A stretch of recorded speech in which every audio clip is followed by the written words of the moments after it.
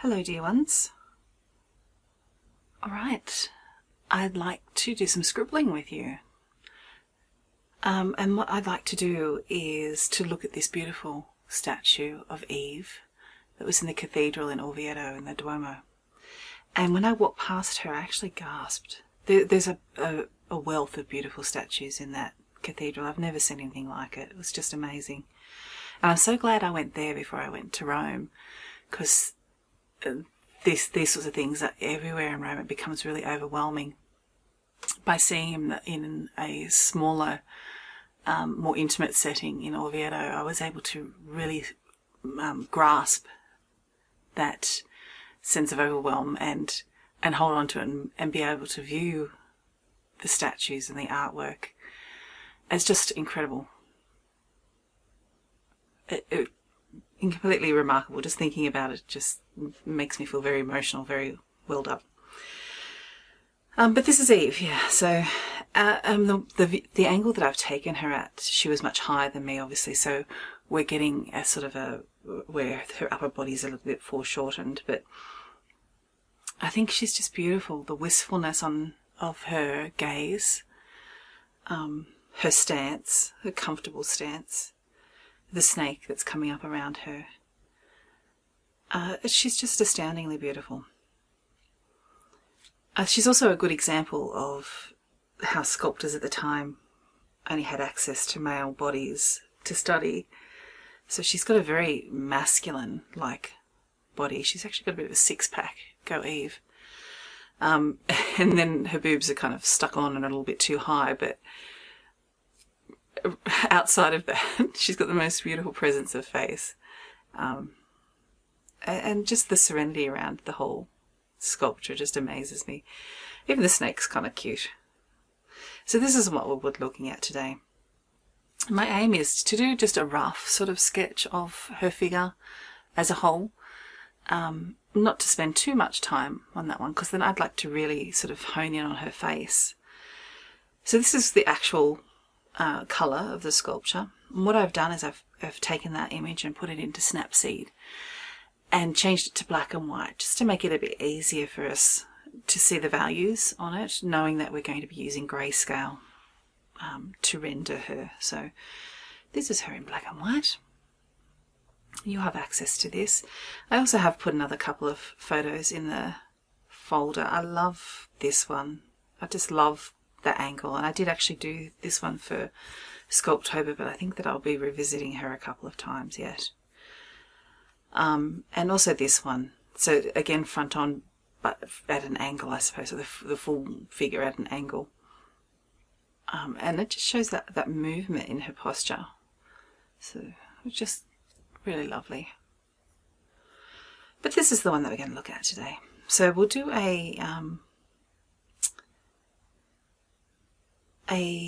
less detailed sketch of her body as a whole. Oops. And then we will zoom in, if it's going to let me. There we go. We'll zoom in and we'll do her face.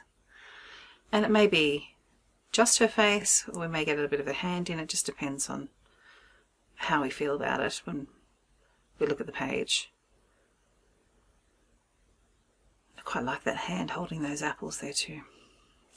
Okay, and what I'm using is, I'll bring that image back in a second, but I'm going to use some Tone Grey by Strathmore. And this is a really, it's very easy to get this paper, but you certainly don't have to use this one. You use whatever you would like. If you've got, I love using Bristol paper because it's very smooth, so for my graphite work. So if you've got some Bristol paper, use that. If you've got a sketchbook of any description, use that. If you like a rougher tooth to the paper, please go right ahead and use that. If you like a finer one like I do, this is quite smooth. Bristol's very smooth. And the advantage of using grey paper, just to show you on this one here, is that you can use graphite or black as well as white for highlights. So what I've pulled out for my white is just a Derwent pastel, Chinese white. These are also really easily available, but use whatever white you have on hand. I have a white charcoal, white Prismacolor, white polychromos. I'll have a whole bunch of different whites. So whatever you have will work perfectly. As for pencils, again, whatever you have on hand is wonderful. I like to start my sketches with a lighter lead, with a harder lead, so in the H range, but it doesn't show up very well on camera. So I will start probably with a B, and I'm going to use a mechanical pencil because I quite like using these.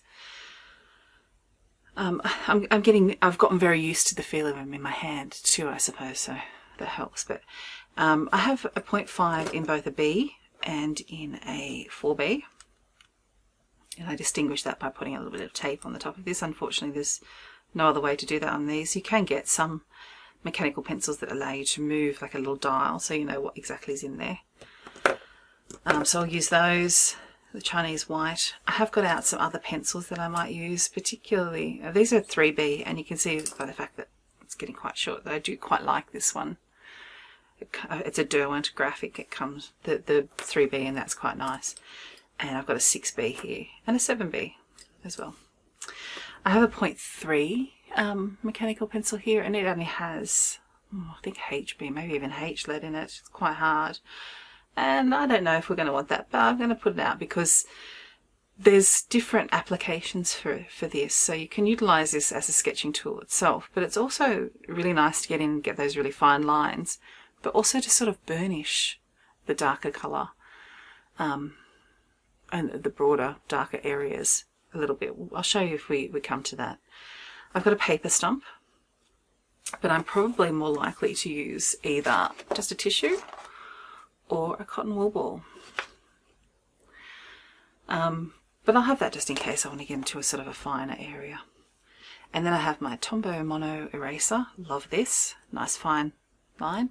You do eraser. You do have to be a bit careful. That does pick up graphite, so you want to make sure it's cleaned before you get to the next bit you're going to erase, so just sort of wipe it off. And then the good old kneadable eraser, which you can use broadly, finely, by narrowing it down to a small piece.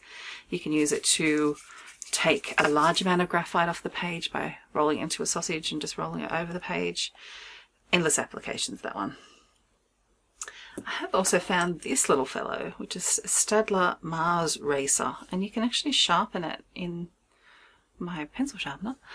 And it's a eraser, so it can get really nice and fine points too. It's quite a hard eraser. So that's what I'm going to use, and what I'm thinking we will do is perhaps sketch her body as a whole up here, and then just do like a nice rendering of her face down here. And so let's talk about how to approach that a little bit. So something I like to do, if I'm uncertain of how to approach a complex subject, let me just choose a nice colour for us to see. Okay, so what I find helpful is to try and break whatever your subject matter down into shapes, and approach it by looking at the shapes more than looking at the subject as a whole. We can get a little bit overwhelmed if there seems to be a lot of detail, not knowing where to start. And our brains tend to make up stories.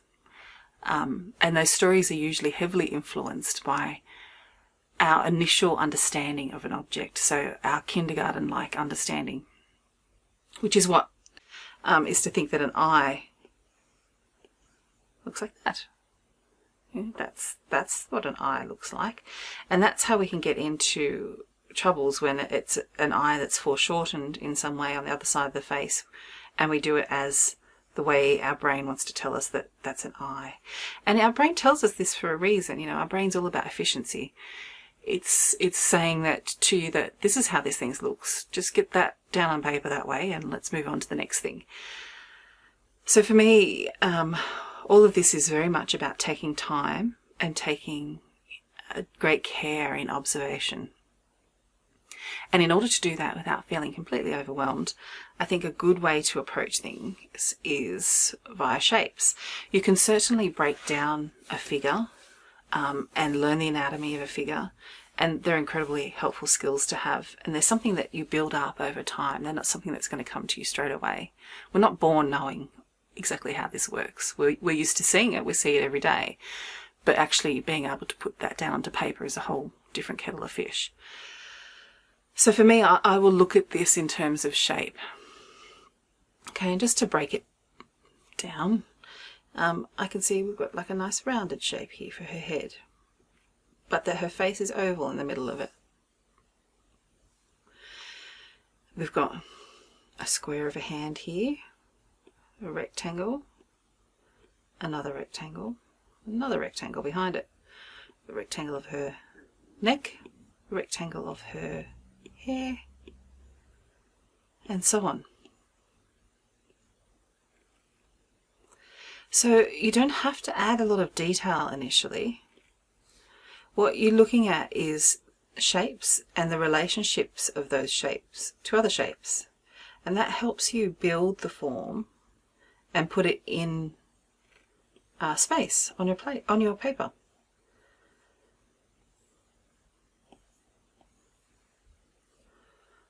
So she looks much less scary to approach with that in mind, doesn't she?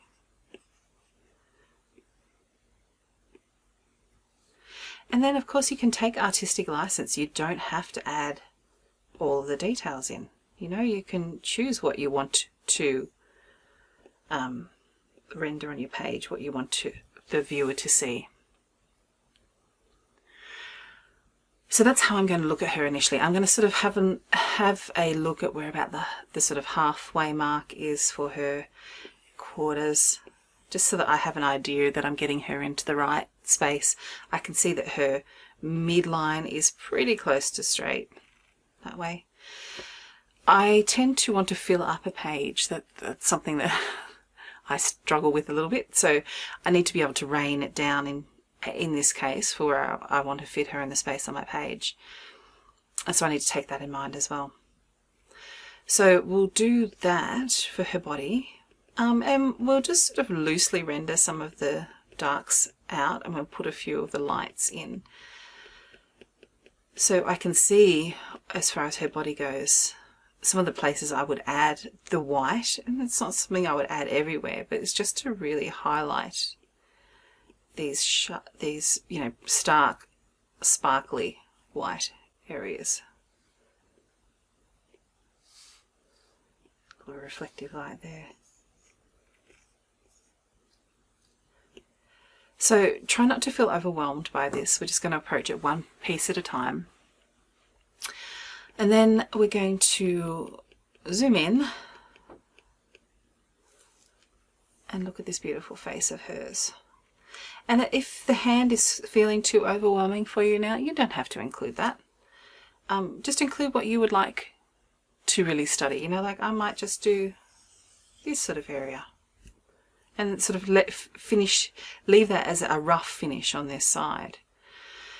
But in approaching her face, you can see that her face is sort of angled off to one side a little bit. This is quite a straight line here.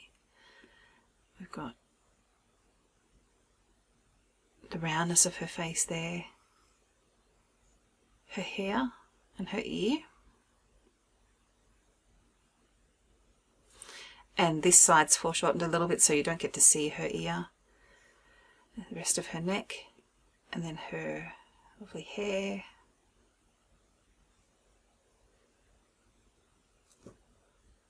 Which initially, I shouldn't have done that actually, initially you would just do as a square. I think I will put in a bit of her shoulder here.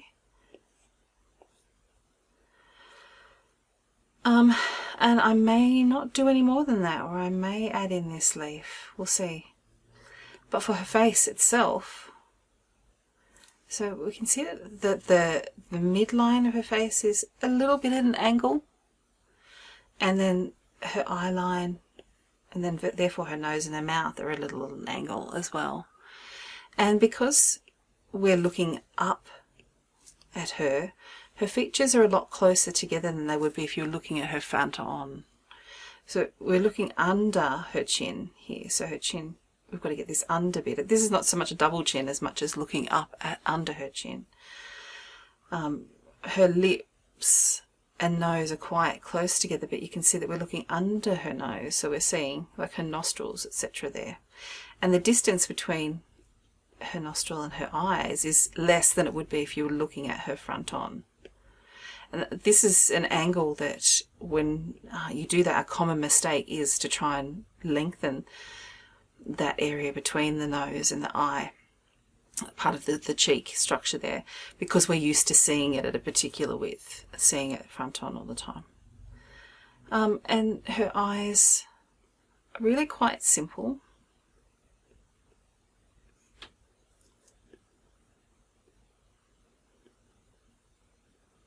Okay, and the shading is what we want to look at here.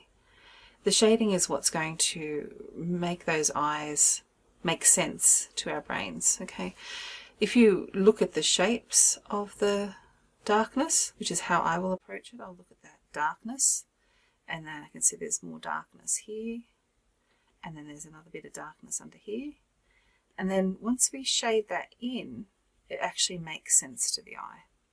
Okay, we're looking at shapes, always looking at shapes.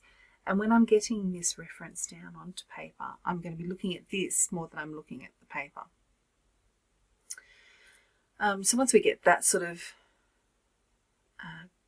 shadows in for her, the greys, then we can look at adding a couple of these little highlights that there are, however it makes sense to you on the page. So I hope that that makes sense to see how we're going to approach that. I think that we should just dive in, don't you? Let's have a go. The worst thing that can happen is that you might have to use your eraser. You may have to erase the whole thing and start again, and that's okay. You know, you will have learnt from what you just did. The next time you approach it, you've practiced it at least once already, so you know that's a bonus. Okay.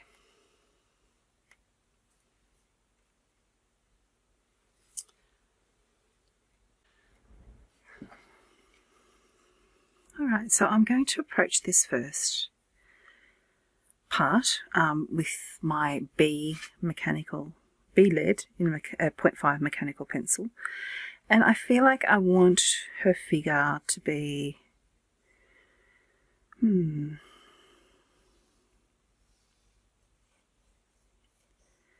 may be from like here to here. So very lightly with my hand right back on the pencil, so I'm not drilling down strongly at all. I'm just going to lightly make some lines.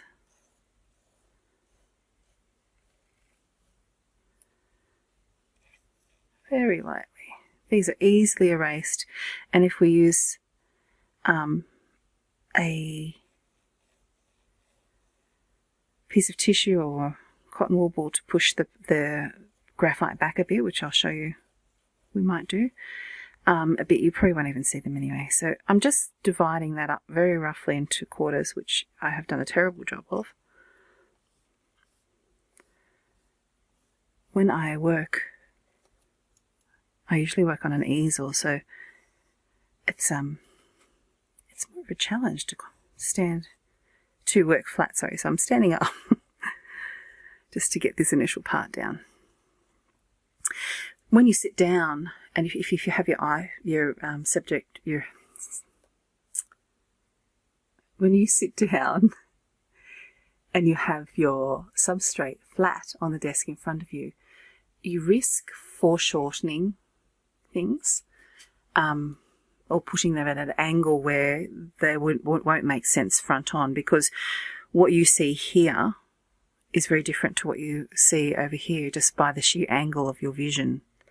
So it's worthwhile investing in a desk easel if you haven't got one, or a proper easel if you'd like to stand, just so that you can look front on at your subject.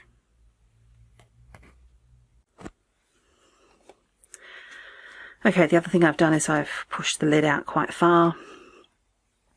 And I know when I was looking before that halfway for Eve is around about where her fig leaf is. So I want to try and get those proportions in as much as I can. And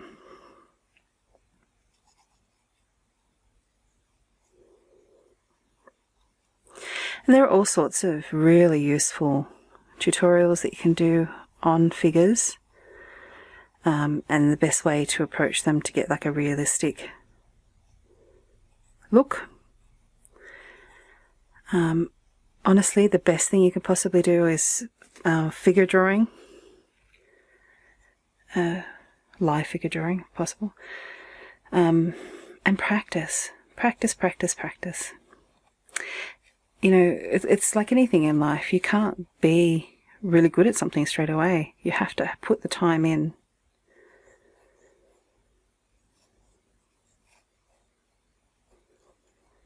So I'm just looking at the reference more than I'm looking at my page. And I'm really loosely, without too much, I'm not being precious, I guess is what I want to say. I'm not making too many big decisions yet. I'm just trying to find her figure, find that form.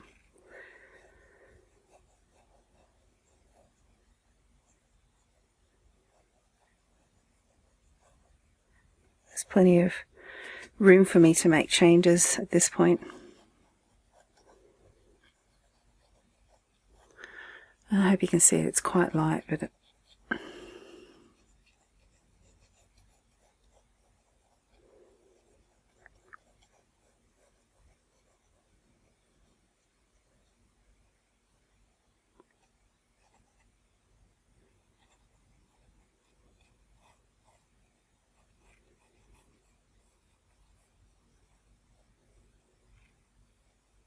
so I'm also looking at where things are in reference to each other. So the fig leaf bottom is about where her thumb is.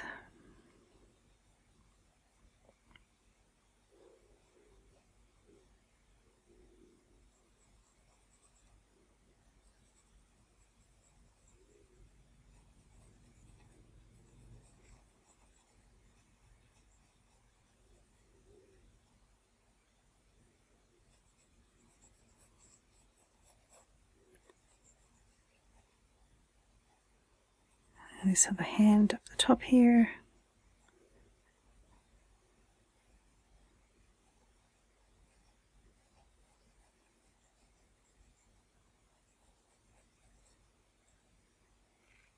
And her elbow finishes sort of at the top of this vine around her waist there, and a little bit below her belly button.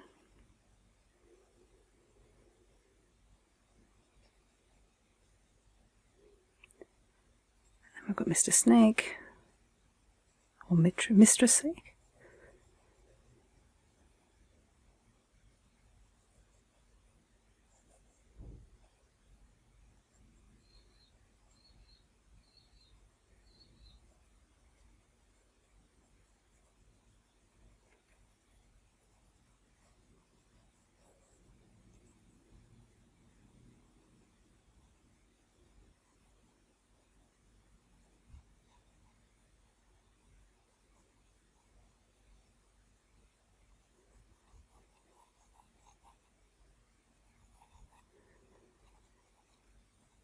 And then her head, her hair.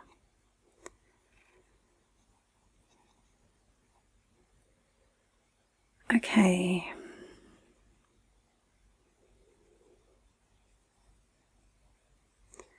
So I think that that's the basic composition down.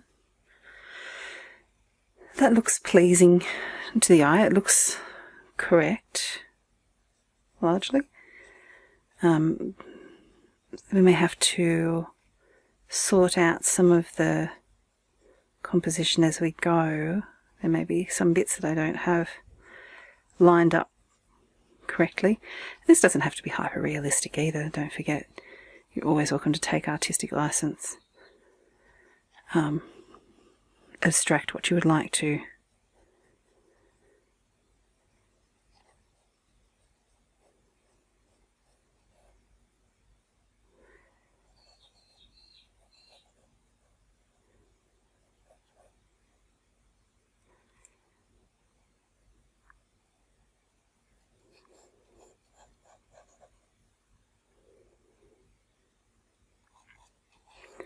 sometimes just running your pencil around an angle that you're looking at is really helpful. It's like practicing it, you know.